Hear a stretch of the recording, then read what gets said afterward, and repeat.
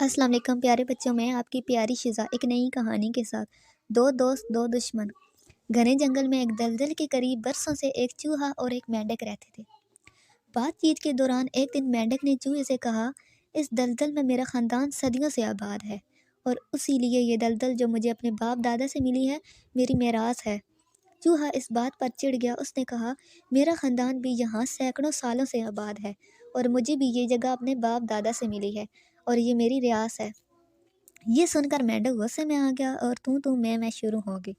بات اتنی بڑھ گئی کہ ان کی دوستی میں فرق آ گیا اور دونوں نے ایک دوسرے سے بولنا چھوڑ دیا۔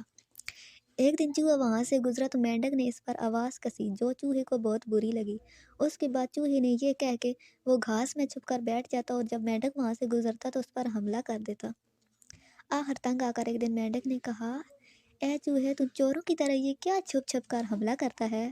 مرد ہے تو سامنے میدان میں آ اور کھل کر مقابلہ کر اور تجھے میری قوت کا پتہ چلے۔ چوہے نے یہ بات قبول کر لی اور دوسرے دن صبح مقابلے کا وقت مقرر ہوا۔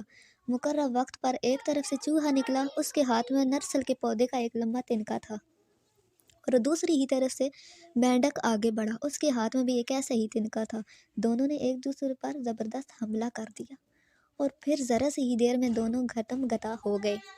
ابھی یہ لڑائی جاری تھی کہ دور ہوا میں اڑتی ہوئی ایک چیل نے دیکھا کہ ایک چوہا اور ایک مینڈک آپس میں لڑ رہے ہیں۔ وہ تیزی سے اڑتی ہوئی نیچے آئی اور ایک جھپٹے میں دونوں پہلوانوں کو اپنے تیز نوکیلے پنجوں میں دبا کر لے گئی۔ اب وہاں چوہا ہے نہ مینڈک ہے، لیکن دلدل اب بھی وہاں موجود ہے۔